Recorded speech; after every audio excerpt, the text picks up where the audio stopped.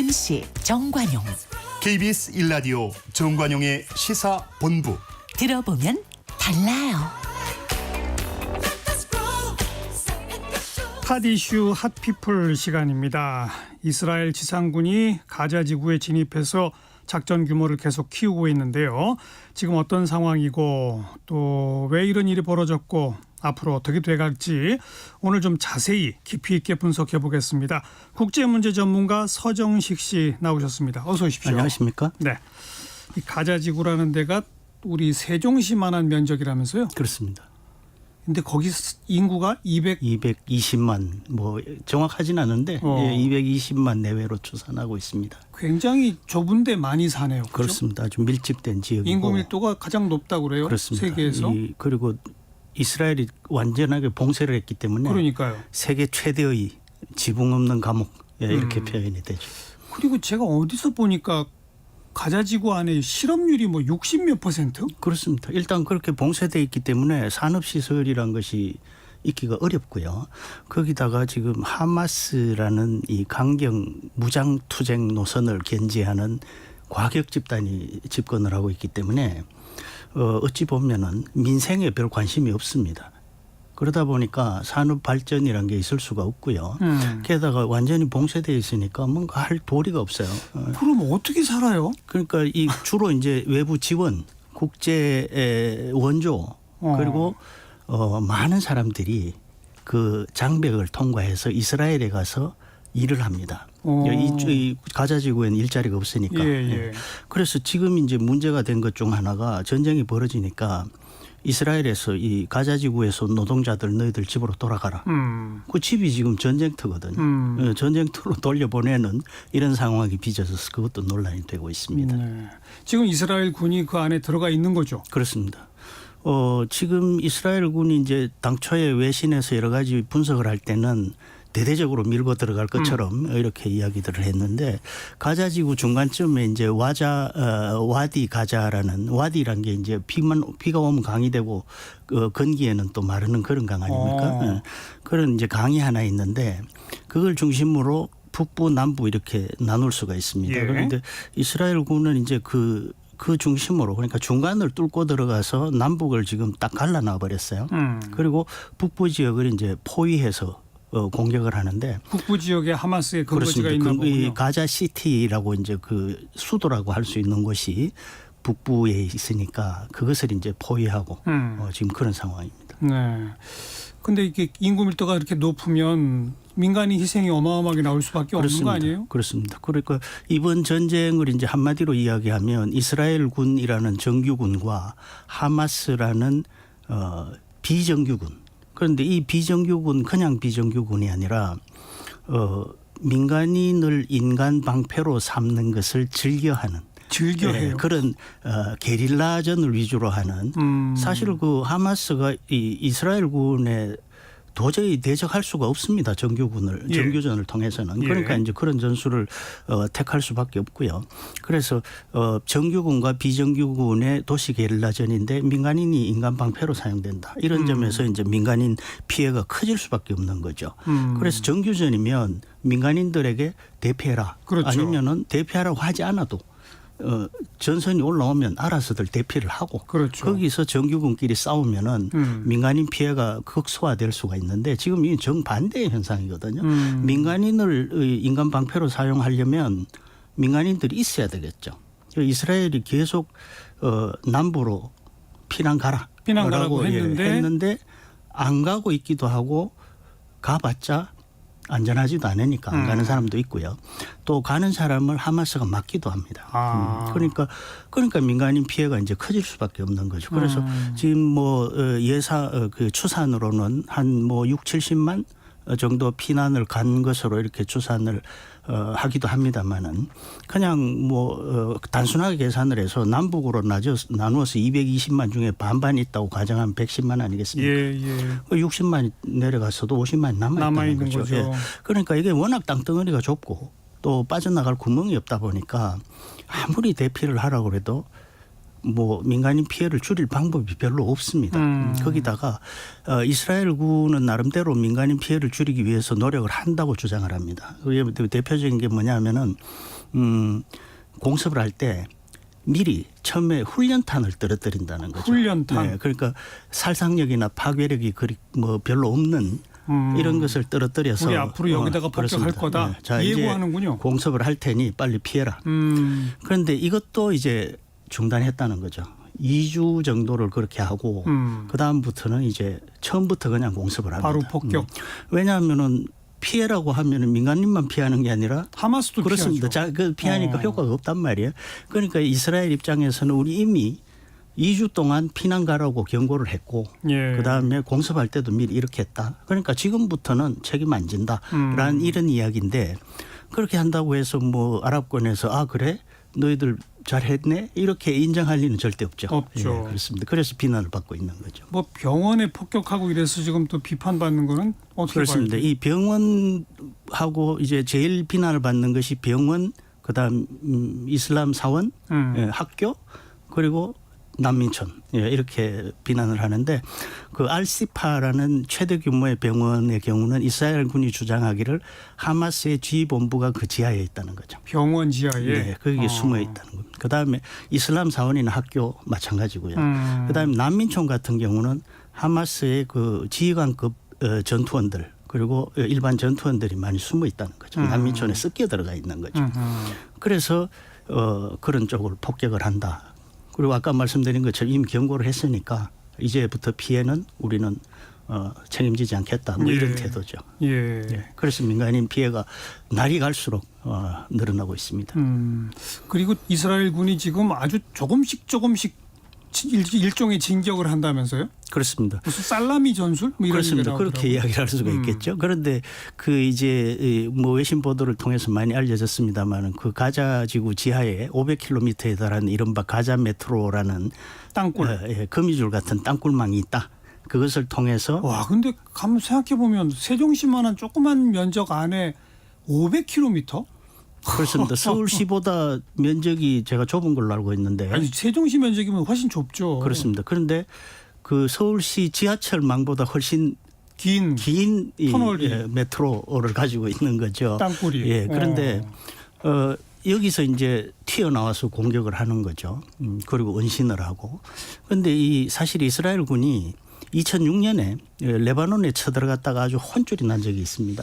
사실 이스라엘군 하면은 우리는 정말 아랍 세계와 대결해서 절대로 지지 않는 예. 상승의 군 이렇게 그렇죠. 알고 있는데 2006년에 물론 그 피해는 레바논 측 헤즈볼라 측이 훨씬 컸지만 이스라엘군이 소기의 목적을 달성하지 못하고 허무하게 퇴각을 했습니다.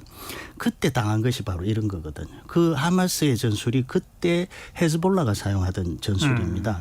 그래서 그 폐허가 된 공습으로 무너진 건물의 높은 곳에서 매복하고 있다가 이스라엘 탱크를 뭐 대전차포로 공격을 한다든가 또 지하에서 튀어나와서 공격을 한다든가 이런 이제 도시 게릴라전을 펼쳤는데 지금 하마스가 바로 그런 전술을 사용을 하고 있는데 예. 자 이스라엘이 바보가 아닌 한 2006년에 그런 상황을 당했는데 똑같은 우를 되풀이할 리는 없겠죠. 그렇죠. 그리고 이스라엘 사람들이 노벨상 역대 노벨상 수상자의 30%를 차지하고 있습니다. 그런 정도로 똑똑한 사람이 많은데 또 IT에서도 두각을 나타내고 있지 예. 않습니까? 그런 아마 정교한 전략이 있을 거예요. 그래서 지금 이렇게 땅굴이라는 것이 위치가 드러나면은 소용이 없는 거죠. 그렇죠. 그러니까 모르니까. 그리고 일단 들어가면은 거기에 이제 뭐 부비 트랩이라든가 이런 여러 가지 방어 장치가 있기 때문에 들어가면은 아주 곤란한 상황이 빚어질 게 틀림없습니다. 그 좁은 곳에서. 그래서 지금은 이제 그 로봇이라든가 뭐 또 AI 기술 같은 것을 활용을 해서 그러니까 특수부대라고 하면 우리가 영화에서 보면 아주 싸움을 잘하는 그런 병사들이 들어가는 것으로 알고 있는 지금 이스라엘 선봉에선 특수부대는 공병이에요. 공사하는 공병입니다. 그래서 터널을 이제 파괴를 하는 그런 작전을 하는 거죠. 그래서 정확하게 뭐 보도는 되고 있지 않습니다만은 일각에서는 그 부비 트랩 방어를 위해서 설치한 부비 트랩에 하마스 병사들이 희생되고 있는 이런 정황이 있다. 이런 이스라엘군 막으려고 한 거에 자기들이 그렇습니다. 희생된다. 뭐 부비 트랩이 아군 적군을 가리는 건 아니니까요. 그런 상황이 이제 빚어지고 있어서 그러고 이제 들어가서 치고 바로 빠지는 거죠. 이 치고 들어가서 치고 있어야 하마스 병사들이 전사들이 나와서 공격을 할 텐데 빠져버린단 말이에요. 그 터널 파괴하고 빠지고 터널 파괴하고 빠지고 그래서 안전이 확인되면 그 다음에 들어가서 이 확보를 하고 이제 이런 아주 그 말씀하신 살라미 이 전략을 조심스럽게 조금씩. 그런데 사실은 그런 것들을 파악을 해서 공격을 하려면 우선 알아야 돼요. 어디에 뭐가 있다는 걸 알아야 되는데 이걸 어떻게 알겠냐. 결국 그것은 첩자들을 이용하는 겁니다.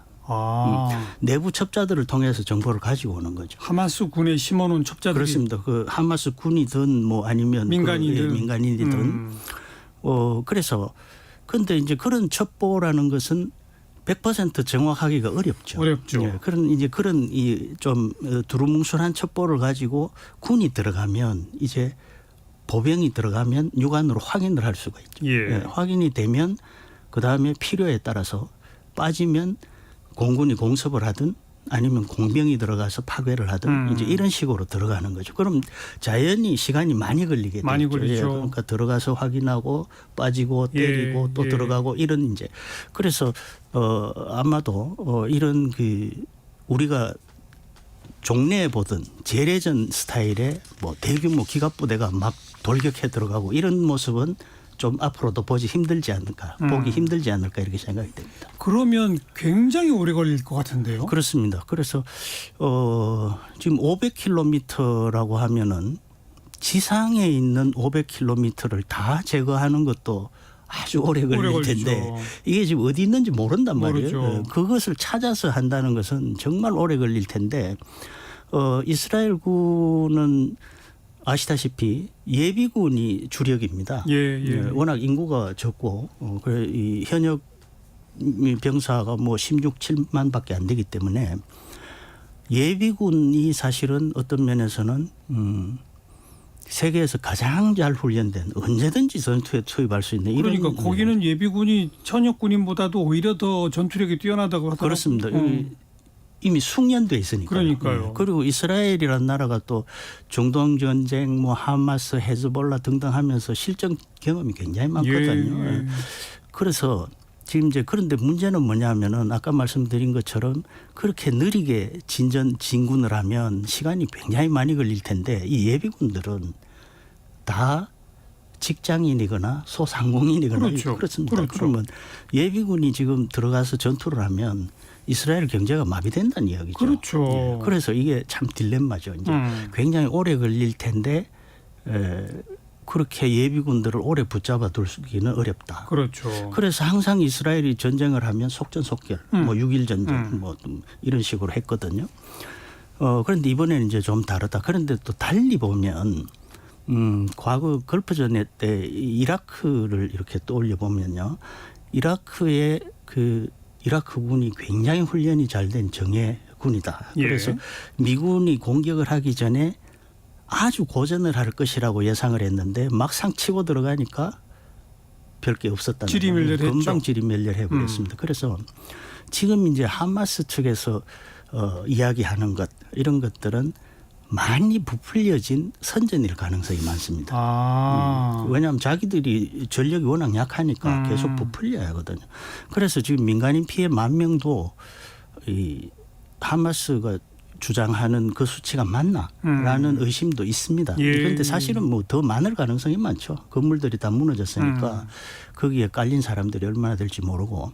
자, 어쨌든 그렇게 과장해서 주장하는 전력일 가능성이 오히려 그렇지 않을 가능성보다 더 높다고 봐야 될 것 같습니다. 그러면 생각보다는 좀 빨리 괴멸될 수도 있다? 그래서 지금 네타냐후 총리도 수개월 1년까지 이야기를 했는데 이게 어떤 면에서 보면은 역으로 하마스나 또는 다른 뭐 이란이나 이런 쪽에 대한 역공작의 성격 그러니까 과장되게 이야기를 하는 거죠. 그러면서 빨리 치고 들어가 버리는 네. 그럴 게 아닐까 저 그런 생각이 들고요. 지금 이제 작전을 하는 걸로 봐서는 1년까지는 뭐 절대로 가지 않을 것 같습니다. 전반적으로 제가 뭐 그 전황을 자세하게 파악을 해보지 않아서 모르겠습니다만. 예. 그러면 그 하마스의 진짜 전력이 어느 정도인지 또 구축되어 있는 땅굴이 진짜 어느 정도인지 이걸 모르기 때문에 그렇습니다. 전쟁이 얼마나 갈지는 지금으로서는 예측 불가네요. 그렇습니다. 예측을 할 수가 없고요. 예, 그러나 예. 이제 어쨌건 간에 이스라엘로서는 목표를 달성해야 되겠죠. 그런데 그 목표란 것은 이제 크게 두 가지로 볼 수가 있는데 하나는 이제 인지를 구출해야 되는 거고요. 그다음에는 이제 공언한 대로 하마스를 완전히 무력화시켜야 됩니다. 예. 이 하마스 무력화라는 것은 군사 조직을 괴멸시키는 것뿐만 아니라 지금 이 팔레스타인이 요르단강 서안 가자지구 이렇게 두 개로 나눠져 있고요. 그렇죠. 요르단강 서안은 파타가 지배하는 팔레스타인 자치정부. 자치정부가 통치를 하지만 이 가자는 거기에서 완전히 벗어나서 사실상 독립국처럼 되어 있단 말이에요. 예. 이 가자지구에서 하마스의 통치력을 완전히 분쇄하겠다는 겁니다. 그게 이제 목표죠. 그렇죠. 이건 다시 말씀드리면은 하마스가 사실 우리는 군사 조직으로만 알고 있지만 정당이거든요. 정파 이렇게 이야기를 하는데 그 하마스 정파 자체를 없애버리겠다는 거죠. 그리고 이스라엘 말 좀 잘 듣는 그런 정파를 내세워서 뭐 예, 이런 이제 목적인데 그 하마스가 완전히 괴멸됐다고 판단할 때까지는 전투 행위를 계속 할 것 같다는 거죠. 그러면은 사실은 군사적으로 분쇄하는 것보다 더 오래 걸릴 수도 있고 그렇죠. 반대로 또 의외로 더 빨리 끝날 수도 있는데 이걸 지금 현재로서는 파악하기가 참 어려운 그런 상황입니다. 네. 미국이 뭐 아프간 침공하고 그런 것들도 네. 사실 가서 이 친미 정권을 제대로 세워내지 못해가지고 그렇습니다. 결국은 수년째 끌다가 또 쫓겨나고 이러는 거 아닙니까? 그렇습니다. 예. 이건 정말 지난한 과제죠. 그렇죠. 예. 그런데 이 이스라엘 같은 경우는 미국과는 좀 결이 다르죠. 이 사람들은 사실 민간인 피해 이야기가 나왔습니다만은 이슬람은 지금 하마스 같은 경우는 여기에서 죽는 사람들은 다 순교입니다. 순교라는 것이 신앙을 위해서 목숨을 바치는 참 지고지선의 어떤 행위 아니겠습니까? 그런데 이 순교라는 미명으로 죽음을 다 정당화시켜줘 버리는 그래서 이게 마치 어떤 선동의 매개체가 되는 것 같은 이런 이제 양상인데 그래서 하마스는 이스라엘 성인은 다 죽여도 된다라고 이야기를 합니다. 아주 무서운 이야기인데 예. 그 논리는 또 그럴싸해요. 왜냐하면 이 사람들 성인들은 다 예비군이라는 거죠. 그러니까 민간인이 아니라 군인이라는 논리입니다. 거기에 따라서 이제 이스라엘 같은 경우는 자기들은 그래도 인명을 중시하고 민주적인 국가라고 내세우기 때문에 그렇게는 못하는데 이번에는 하마스가 어린애, 노인, 여성 뭐 이 약자들을 다 잡아갔단 말이에요. 인질로. 그렇죠. 그러니까 이스라엘로서는 아주 이제 명분이 생기는 거죠. 생긴 거죠. 호기가 된 거죠. 그래서 이런 이제 상황이 빚어지는데 결국은 그렇다면은 앞으로도 계속 이런 살육이 계속되지 않겠나 이렇게 봐야 될 것 같고요. 예. 그래서 이 전쟁이 그럼 얼마나 계속될까? 이거 참 가늠하기가 힘들고 어렵네요. 예, 그렇습니다. 뭐 그 이번에는 하마스가 대대적으로 이스라엘을 폭격하고 인질까지 잡아가고 이러면서 이게 시작된 거 아닙니까? 그렇습니다. 그럼 좀 거슬러 가서 하마스는 어떻게 해서 생겨나게 된 정파예요? 예, 그 과거에 세계에서 제일 무서운 테러 조직이 PLO라는 조직이었습니다. 팔레스타인 해방전선. 맞아요. 예. 그런데 그 PLO가 요즘 생각하면 IS나 뭐 알카에다 이런데 그리고 지금 하마스 이런데 보면 참 온건한 편이에요. 예, 그렇지 않습니까? 그 해야던 행동들이. 그래서 이 PLO가 팔레스타인 해방 운동을 할 때 이제 1972년 미넨 올림픽 때 검은 9월단에서 그 선수들을 납치해서 다 그랬죠. 죽는 이런 상황이 그랬죠. 벌어지지 않았습니까? 그때 이제 세계가 정말 깜짝 놀랐죠. 이런 일이 있을 수 있나 이렇게 놀랐는데 그런 PLO가 이제 세월이 흘러가면서 이런 그 과격한 무장투쟁만으로는 도저히 뭔가를 이룰 수 없다라는 이제 상황을 인식을 하기 시작을 하고 그 지도자인 야세르 아라파트라는 사람도 나이가 들어가니까 예. 이제 좀 덜 과격해진 거죠. 그래서 이제 협상들을 하기 시작을 했습니다. 그러면서 그러니까 자치정부로 간 거 그렇습니다. 아닌가요? 그 결과가 오늘날 이제 자치정부까지 온 건데 그 팔레스타인인들 입장에서는 얘네들이 너무 뜨뜻미지근하다는 거죠. 왜 투쟁을 하지 않느냐. 너무 온건하다. 예. 그래서 이제 벌어진 것이 인티파다. 봉기라는 거죠. 물론 그게 이제 이스라엘이 뭐 팔레스타인인들을 핍박을 하고 그런 일이 있어서 그렇습니다만은 그 이제 봉기라는 것이 뭐 지금 하마스처럼 무장 투쟁을 하는 게 아니라 맨주먹으로 그냥 시위를 하고 이러는데 이스라엘군이 발포를 하고 이러니까 거기에 대한 이제 불만 이런 것들이 누적이 되면서 하마스라는 이런 과격 조직들이 이제 생겨나기 시작을 한 거죠. 그래서 이 생겨나기 시작을 했는데 아까 가자지구 실업률 말씀하셨습니다마는 자 청년들이 일할 데가 없고 먹고 살기가 막연합니다. 그런데 이 군대에 들어가면 먹여주죠. 하마스는 먹여주거든요. 그러니까요. 월급도 주고요. 그런데 하마스는 그럼 무슨 돈이 있어서 그런 돈을 줄까? 이란이 이제 이란이죠. 지원을 해주는 거죠. 그러다 보니까 이 하마스는 이제 점점 강력해지고 그래서 2006년에 팔레스타인 자치정부 그 총선이 있었습니다. 그런데 거기에서 하마스가 이겨버렸어요. 네, 그러면 이제 이 요르단강 서안과 과자지구의 통치권이 하마스에게로 넘어갈 판인데 예. 이 기존 정치자 지금 마무드 아바스 자치정부 수반이 이끄는 이 기존 세력이 그걸 이제 거부를 한 거죠. 선거 결과를 부정해 그렇습니다. 버렸어요. 그래서 내전이 벌어진 거죠. 그래서 이제 하마스는 가자지구만 통치를 하고 이 자치정부는 요르단강 서안만 통치를 하는 이런 상황이 빚어진 거죠. 그래서 결과적으로 하마스의 탄생은 이스라엘이 굉장히 강경하게 그 팔레스타인인들을 핍박을 한 이 불만, 그다음에 이란의 지원. 이란은 이제 아시다시피 이슬람 신정 국가를 만들고 그것을 이슬람권 전체에 퍼뜨리려고 하는 혁명 수출의 어떤 열망을 가지고 있어요. 그래서 사실은 이 혁명 수출이란 게 뭐 이란이 가서 뭐 군을 파견을 해서 뭘 하거나 이럴 필요가 없는 겁니다. 바로 이런 하마스 같은 조직을 지원을 해주고. 그렇죠. 그래서 그런 이야기를 합니다. 이 시민들을 포섭을 해서 AK 소총 하나 지어주면 된다. 이런 이제 이야기가 나올 정도로 바로 그 대표적인 성공 사례라고 할까요? 이란 입장에서는. 그게 이제 하마스라고 보시면 됩니다. 그런데 하마스도 자기네들이 그렇게 강하게 공격을 하면 이처럼 엄청난 보복을 당할 거라는 걸 모르지 않았을 텐데 이번에 그 뭐 수천 발의 로켓을 쏘고 직접 진격해서 인질까지 잡아오고 이렇게 한 이유는 뭘까요? 그렇습니다. 만약에 전쟁을 벌이면 이길 확률은 그냥 제로, 0%. 이건 뭐 누군 자명한 일이 하마스 모를 리가 없겠죠. 그런데 지금까지 그 이스라엘이 하마스를 대하는 그런 전략이랄까 이런 것은 뭐 흔히 그 외신에서 잔디깎기 전략 이렇게 이야기를 하더라고요. 잔디깎기. 잔디라는 것이 이제 어느 정도 올라와서 자라면 자르고. 막 수선해지면은 가지런하게 잘라버리는 이게 이제 잔디깎기 아니겠습니까? 그냥 패내는 게 아니라. 그래서 하마스가 조금 준동을 하면 적당하게 손봐주고 이런 이제 전략을 했는데 바로 그런 걸 이제 악용을 한 거죠. 지금까지 그렇게 하니까 이번에도 우리가 한번 쳐보자라는 생각이 있었을 거예요 아마. 그리고 우리가 쳐도 적당히 그렇습니다. 보복하다 말 거다. 그런데 이제 인질을 잡아가지 않았어요. 그러니까 인질이 있으니까 더 이상 어떻게 하지 못할 거다라는 생각을 했을 수도 있어요. 그리고 인질을 활용을 해서 이제 이스라엘에 수감되어 있는 팔레스타인 죄수 6천 명의 석방을 요구하지 않았습니까? 그 사람들이 맞아요. 대부분 하마스 전사거든요.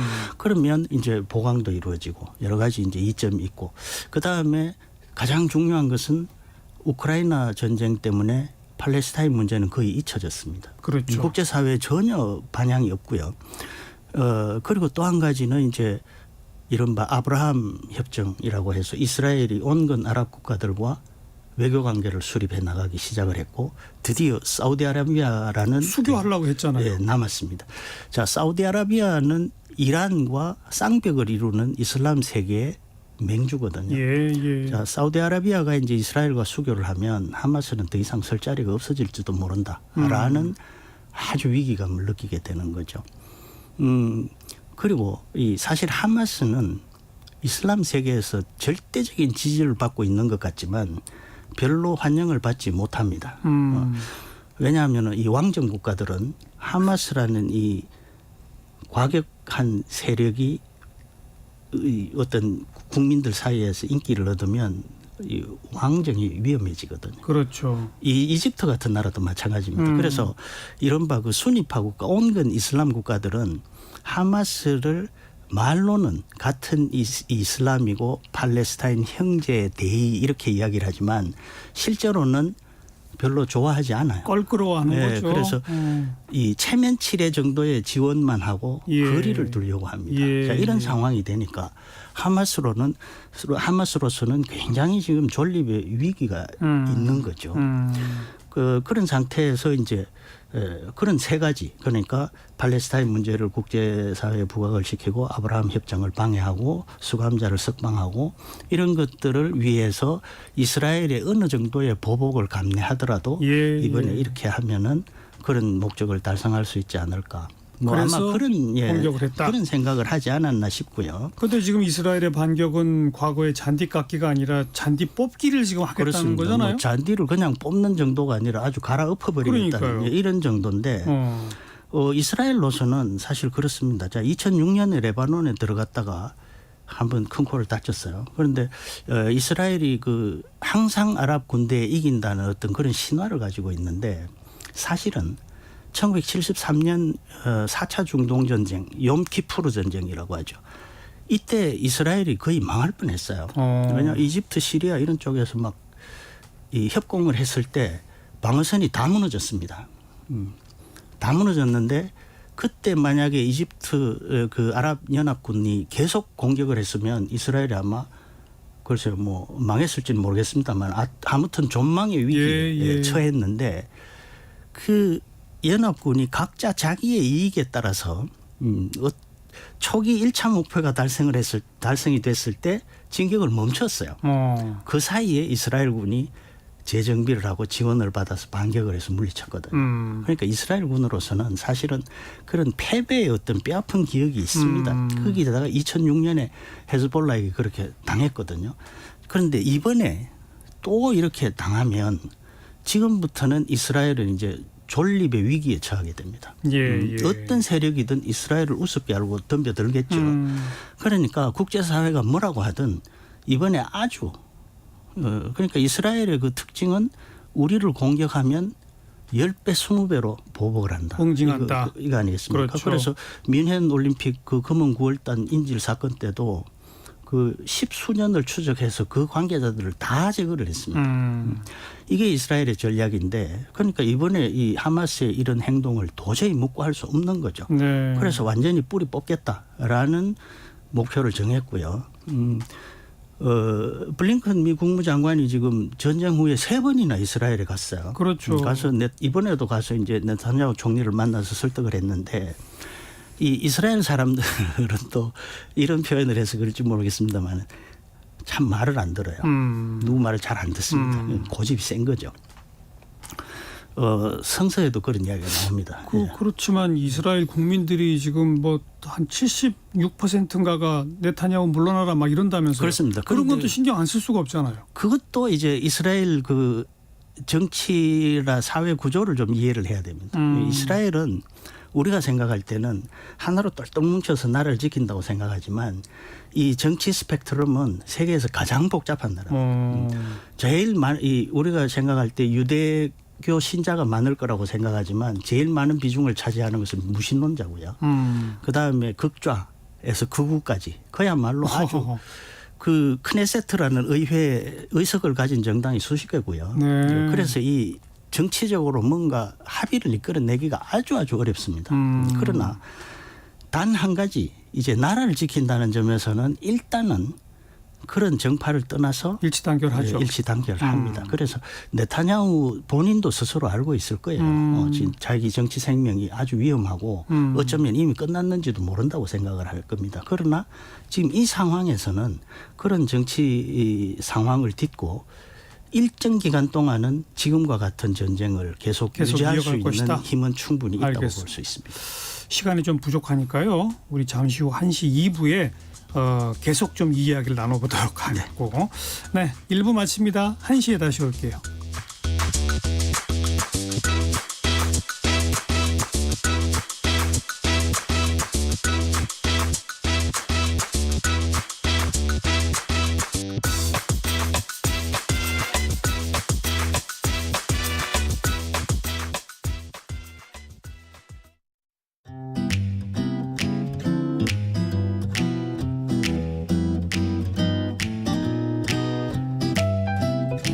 안녕하세요.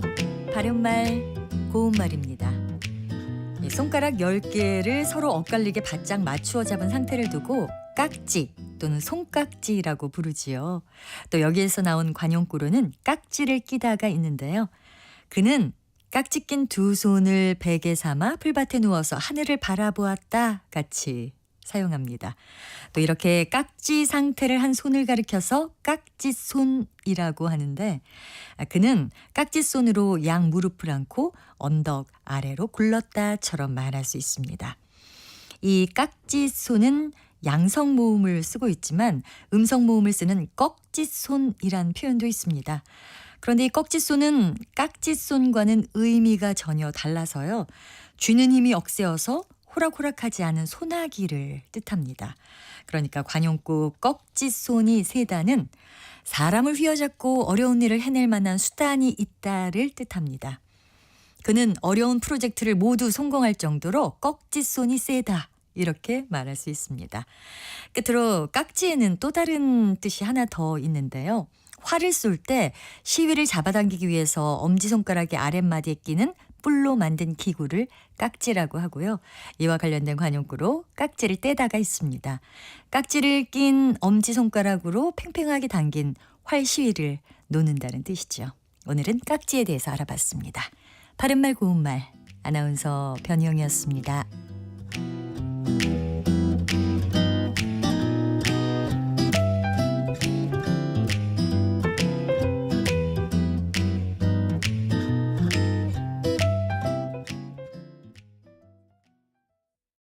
KBS 라디오를 스마트하게 즐길 수 있는 방법.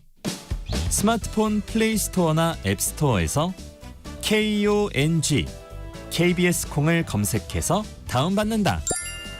맨 아래 여기를 눌러 채팅에 참여하세요로 가서 사연도 신청곡도 마음껏 보낸다.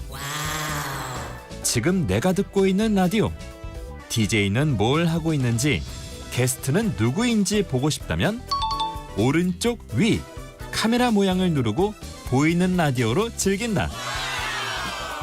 방금 들은 그 노래, 아까 들은 그 노래, 가수와 제목이 궁금하다면 오른쪽 아래 음표 버튼을 눌러서 실시간 선곡표를 확인한다. 전국 세계 어디서나 이것만 기억하세요. 콩을 깐다.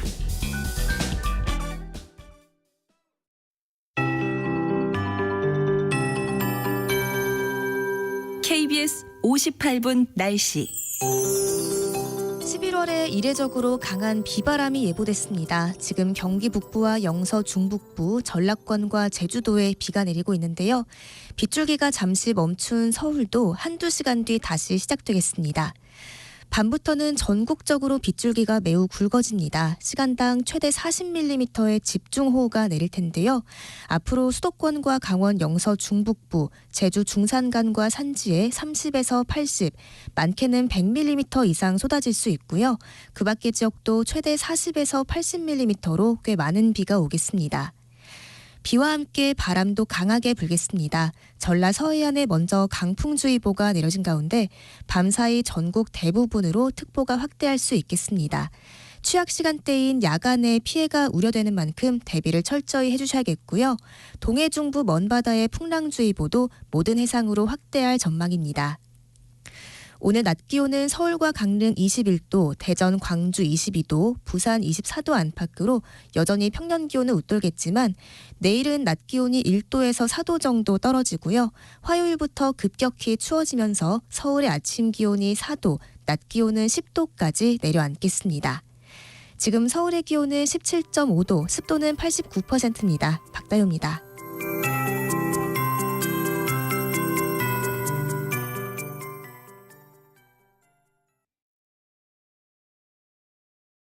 정성을 다하는 국민의 방송 KBS가 한시를 알려드립니다. AM 711kHz, FM 97.3MHz, KBS 1라디오입니다. HLKA.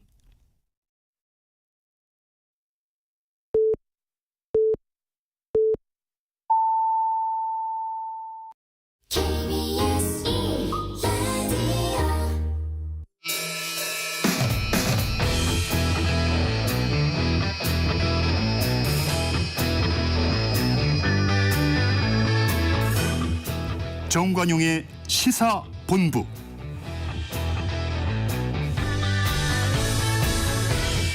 이부 시작합니다. 1부에 이어서 서정식 국제문제 전문가와 이스라엘 하마스 분쟁의 그 역사, 그 초점을 맞춰서 이야기 나눠보겠고, 정치 토크 직진 본능 직설하고로 이어가겠습니다.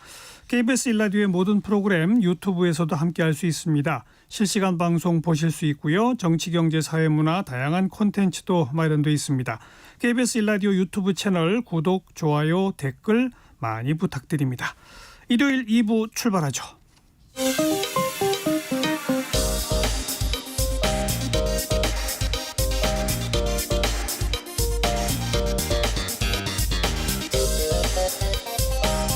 팩트체크 진짜 뉴스 정관용의 시사본부. KBS 1라디오. 들어보면 압니다. 1부에 이어서 핫이슈 핫피플 이어가겠습니다. 국제문제 전문가 서정식 씨와 계속 이야기 나누죠. 너무 오래전 일이긴 하지만 그래도 이스라엘과 이 팔레스타인 간의 분쟁의 역사를 좀 간략히 정리해 볼 필요가 있을 것 같은데, 그러니까 기원전 그때는 여기가 유대인의 땅이었다 이거죠? 그렇습니다. 그런데 그전에는 또 유대인의 땅이 아니죠. 출애굽기라는 게 있지 않습니까? 그래서 이제 유대인들이 들어가서 유대 국가를 세웠는데, 사실 이런 고대 이야기를 가지고 지금 이 민족 문제를 설명하는 것은 한계가 있습니다. 사실은 우리가 이제 유대인과 이슬람 쪽이 철천지 원수처럼 생각하지만 사실을 100년 정도 전까지만 해도 사이가 좋았습니다. 별로 그렇게 사이 나쁘지 않았어요. 그런데 이게 이제 문제가 된 이스라엘이 것은 거기 건국되면서부터 그렇습니다. 싸움이 시작된 거 그렇습니다. 아닙니까? 거기서부터 시작을 해야 되죠. 그런데 그 전에 이걸 좀 알기 위해서는 이제 몇 가지 키워드가 있죠. 디아스포라, 홀로코스트. 그다음 중요한 시오니즘이란 걸 좀 생각을 해봐야 되는데요. 사실 나치가 유대인들을 그렇게 대학살을 했지만 유럽에서 그만큼 학살을 당한 사례가 다른 사례도 있습니다. 그러니까 나치만 학살을 한 것이 아니라 러시아에서도 대학살이 있었고요. 그 외 동유럽 국가, 특히 그 유명한 프랑스의 드레피스 사건이라는 것, 이게 이제 참 중요한 사건인데, 사실 이 오스트리아 헝가리 제국에서 유대인들은 거의 정체성을 잃었다고 해도 과언이 아닐 정도로 그 동화돼서 잘 살았어요. 그래서 오스트리아 헝가리 제국의 유럽 근대 지성이 탄생하는 데 기여한 많은 사람들이 유대인입니다. 우리가 잘 아는 사람들이 칼 마르크스도 있고요. 그다음에 정신분석학의 프로이트, 또 음악, 미술, 모든 분야에 다 있습니다. 셴베르크라든가 그 외에 아르투어 슈니츠러 같은 작가도 있고요. 그런 많은 사람들이 있어서 거의 동화돼서 잘 살고 있는데, 이 반유대주의가 자꾸 고개를 쳐들면서 이제 문제가 생긴 거예요. 그래서 드레피스 사건이라는 것은 프랑스군 장교인데 간첩 사건이 생겼는데, 이 드레피스라는 이 육군 장교가 그냥 유대인이라는 이유만으로 간첩으로 몰려서 그렇죠. 이렇게 처벌이 된 그런 사건 아니겠습니까? 그런데 여기에 이제 중요한 인물이 등장을 합니다. 테오도 헤르츠르이라는 사람이 이 오스트리아 헝가리 제국의 수도 빈에 있는 노이에 프라이에 프레세라는, 우리말로 하면 신자유일보 이 정도 되는 언론사인데, 그 파리 특파원을 했는데 그때 이제 드레피스 사건을 보고 큰 충격을 받습니다. 자, 이 사람은 유대인의 정체성 이런 거 필요 없다. 그냥 각자 자기 사는 데서 동화돼서 잘 살면 된다라고 주장을 하던 사람이었어요. 원래는. 그런데 그때 이제 바뀌어서 유대인의 국가를 건설해야 된다는 쪽으로 이제 주장을 하고요. 그게 시오니즘입니다. 그렇죠. 그래서 처음에 이제 이 헤르츠리라는 사람은 사실은 뭐 유대인들이 유대교 토라 경전 이런 걸 통해서 자기들이 유대로 기한해서 나라를 세운다는 꿈을 가지고 있지만 이 사람은 그게 아니라 그냥 세속적으로 우리 여기 살기 힘드니까 우리 나라 세우자 이런 이야기예요. 그래서 우간다나 뭐 아르헨티나 또는 키프로스 뭐 이런 데를 후보지로 생각을 했어요. 아프리카, 남아메리카. 그렇죠. 그런데 만약에 우간다에 가서 나라를 세웠으면 이런 분쟁이 생겼을까 이런 생각도 하게 됩니다. 맞아요. 자, 그런데 그 후에 이제 계속 그런 반유대주의가 전 유럽을 휩쓸면서 홀로코스트까지 가지 않았습니까? 그런 상황이 되다 보니까 이제 그 19세기 후반부터 조금 유대로 돌아가는, 그러니까 지금 현재 팔레스타인이죠. 그렇죠. 그걸로 유대인들이 이주하는 행렬이 이제 늘어나기 시작을 했습니다. 거기에는 시오니즘, 이게 원래 이제 자기들의 성지이기도 하니까. 그렇습니다. 우리 고향으로 돌아가자 네. 이제 이거죠. 그래서 그런 상황에서 1차 대전, 2차 대전이 벌어졌는데 그때 이제 영국이 지배를 했는데 영국이 지배하기 전에는 오스만 제국이 지배를 했거든요. 영국이 오스만 제국을 물리치기 위해서 그 현지의 팔레스타인 사람, 아랍인들, 뭐 이집트인들, 또 유대인들 이런 사람 도움을 많이 받았습니다. 그러면서 더 이 사람들을 끌어들이기 위해서 두 가지 선언이 나오죠. 벨푸어 선언과 맥마흔 선언입니다. 하나는 아랍인들에게 팔레스타인의 아랍인의 국가를 건설을 해줄게. 너 독립시켜줄게. 예, 예. 또 하나는 유대인에게 여기 너희들 나라에 세워줄게. 양쪽한테 다. 양다리를 걸친 거죠. 그러니까요. 그런데 이게 이제 문제가 복잡해지니까 영국이 그냥 난 모르겠다고 손을 떼버려요. 예, 손을 떼버리니까 이제 전후에 처리를 하는 과정에서 유엔에서 이제 결의안이 나옵니다. 그래서 유엔 총회에서 결의를 하기를 이 땅을 나누어서 이스라엘 유대 국가, 팔레스타인 국가를 만들자. 그런데 문제는 그때 당시에 팔레스타인의 인구가 아랍인이 한 3분의 2쯤 되고요. 유대인이 3분의 1좀 됐습니다. 그러니까 그전에는 뭐 한 5% 정도밖에 안 됐는데 많이 이미 이주를 했죠. 유대인이 늘어난 거죠. 네, 많이 이주를 하고 정착촌을 많이 건설을 해서 대학도 만들고요. 아주 많이 정착을 한 상태였습니다. 그러니까 우리가 흔히 생각하듯이 팔레스타인 사람들이 살고 있는데 갑자기 유대인들이 와가지고 쫓아내고 나라를 세운 게 아니라 이미 정착을 하고 있었던 거죠. 그런데 그 유엔 결의안이 예를 들어서 인구 비례로 땅을 나눴으면 또 문제가 없지 않았나 싶은데 그래도 문제가 있었겠죠. 그런데 56%를 유대 민족 이스라엘에 준 겁니다. 너무 많이 준 거죠. 그렇죠. 그런데 그 56%만이 문제가 아니라 좋은 경작지에 80%, 그렇죠. 또 좋은 산업시설에 뭐 60, 70% 이걸 유대 쪽으로 다 분배를 한 거죠. 그러니까 팔레스타인 불만이죠. 불만이 터져 나오지 않을 수가 없는 거죠. 그래서 이제 중동 전쟁이 여러 차례 벌어지고 그래서 1948년에 이스라엘이 이제 독립 국가 선언을 한 다음 날 아랍연합군이 쳐들어왔죠. 그게 1차 중동 전쟁 아니에요. 거기서 시작이 된 거죠. 그런데 사실은 그때까지만 해도 유대인들은 지금 이스라엘을 구성하고 있는 구성 요소를 보면 아슈케나짐이라고 해서 동유럽과 러시아 출신이 한 80%가 이 사람들이 이스라엘의 그 어떤 뼈대를 이루고 있어요. 그 다음에 이제 그 세파르딤이라고 북아프리카 지중해 연안 또 유럽, 남유럽 이런 쪽에 살던 사람들이 이제 또 한 그 두 번째 주류인데 이슬람과 유대인들의 사이는 역사적으로 이슬람은 유대인들을 잘 보호를 해줬습니다. 그러니까 이슬람이 아니니까 이교도죠. 이교도지만 우리 영토에 있으니까 보호를 해주겠다. 그 대신에 세금을 더 내라. 그래서 세금만 내면 이 사람들 유대교 회당도 짓고 뭐 다 하는 겁니다. 그래서 이 스페인이 이제 이슬람에 점령이 돼서 그 아랍 이슬람 국가들이 왕국들이 있다가 레콩기스타라고 해서 이제 회복을 하지 않습니까? 그때 이슬람 교도들이 추방을 당했는데 이 유대인들도 대거 추방을 당했고 유대인들도 스스로 그 가톨릭의 탄압에 못 이겨서 아랍 세계로 이주를 한 겁니다. 그래서 그렇게 공존을 해왔었던 거죠. 예, 그리고 예. 팔레스타인 내에서도 유대인들과 팔레스타인 사람들이 그냥 이웃으로 살았어요. 그렇죠. 그런데 이게 이제 이 국제 정치의 이런 알겠습니다. 이런 것 예. 때문에 휘말려서 이제 자기들끼리 피를 흘리는 이런 상황이 된 거죠. 그래서 이 문제를 해결을 하기가 이렇게 지금 어려워지는 거죠. 아주 어려워져 버린 거죠. 게다가 그 말씀하신 건국 이후에 몇 차례 중동 전쟁 그리고 거기서 승리한 이스라엘이 자꾸 자기들의 어떤 그 정착촌을 넓혀가면서 그렇습니다.